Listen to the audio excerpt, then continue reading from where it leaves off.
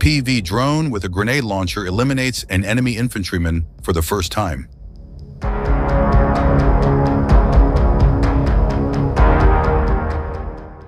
The Ukrainian military used a grenade launcher drone in combat for the first time, eliminating a Russian infantryman during a flight.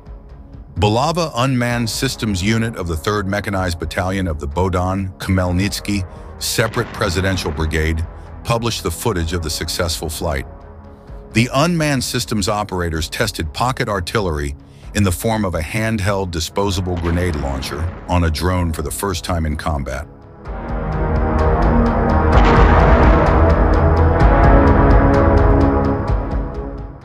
A large 15-inch Queen Hornets FPV drone, also known as the Queen of Hornets, fired a grenade launcher at an enemy soldier on the battlefield. The Bulava unit first reported testing this system in September last year. However, the unit had been discussing how to try firing a handheld anti-tank grenade launcher with a drone for a year before. We had agrodrones, but setting the right angle is difficult. Even if you're a super pilot, the risks of losing a drone are high, and it's a very expensive story.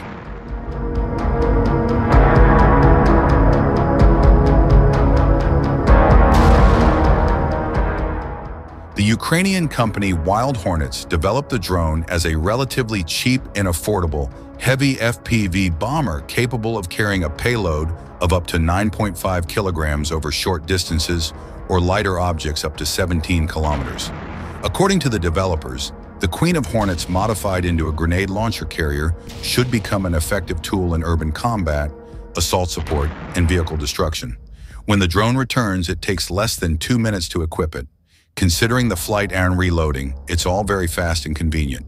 When the situation is such that there are ours in one front door and the faggots in the other, we can give people the opportunity to retreat, cover, and shoot into the floor where the enemy is stationed.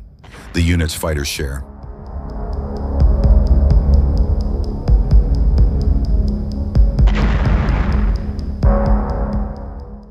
In the test footage, the unit's drones were equipped with Bulgarian Bullspike AP handheld grenade launchers, which are equipped with the OG-22M high-explosive rocket-propelled grenade, designed to destroy enemy manpower, fortifications, and lightly armored vehicles.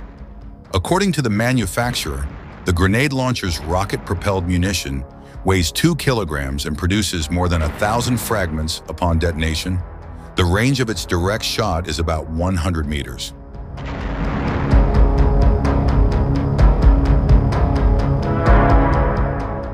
In his interview, Udav discussed his vision of the future, where the assault group will be covered by drones with grenade launchers and small arms. How many of you will move out to shoot back when there are several of them maneuvering around you? Even if they hit you indiscriminately, they will force you to lie down. Or they are advancing, and you stop them by various means. And here, such a repeated history can help out a lot, the serviceman shared.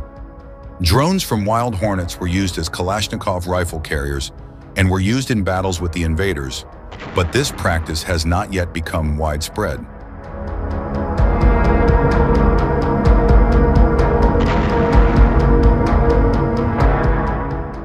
Ukraine has launched a new incursion, opening a new chapter of its border raids with the clear goal to open a fresh front, stretch Russian defenses even further, and exploit vulnerabilities, especially as Russian forces remain engaged with the earlier Ukrainian operations in Belgorod in the initial Kursk assault.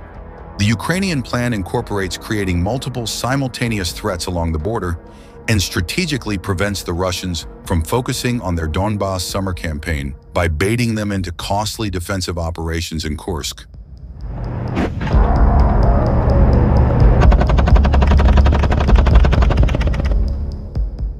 The incursion started with well-timed preliminary strikes, with the Ukrainian Air Force hitting a Russian drone command center near the village of Tyokino, reportedly killing up to 20 Russian personnel, including drone operators and commanders. This attack likely crippled local Russian drone coordination, crucial for both reconnaissance and counterstrike capabilities.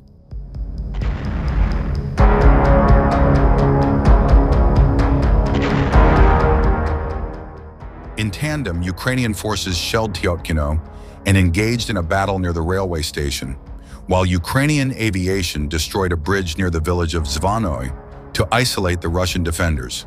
Towards Tyotkino, Ukrainians launched a sophisticated maneuver aiming to isolate Russian forward positions, which were already vulnerable due to their exposure on three sides.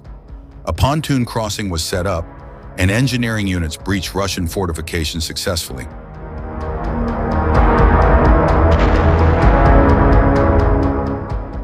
This initial push appeared to be a reconnaissance in force, exposing Russian firing positions for targeting by Ukrainian FPV drones, which now dominate the area, attacking Russian logistics.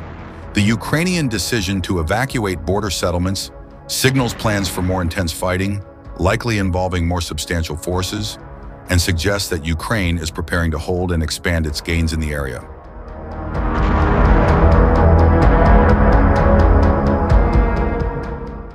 In the next step of the operation in the Novi Put direction, the local Dragon's Teeth defenses were already compromised since September last year, so Ukrainian armored vehicles moved in after mine-clearing operations, exploiting a pre-existing gap without conducting a full-scale breaching assault. This allowed for rapid penetration and complicated the Russian tactical response.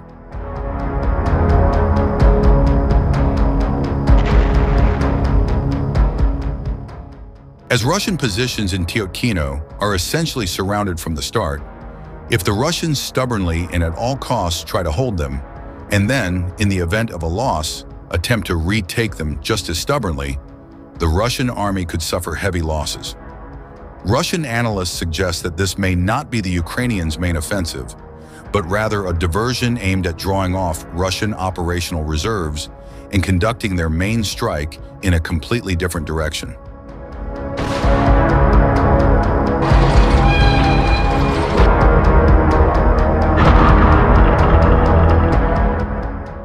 Should Ukrainian troops secure Tyotkino and establish fortified positions there, they will gain a key foothold to disrupt Russian supply lines in depth and potentially threaten the logistical heart of this part of the Kursk region. As Ukrainian forces that withdrew earlier from the first Kursk incursion were not destroyed, but are still combat effective, they can now be reinserted into action, giving Ukraine the initiative.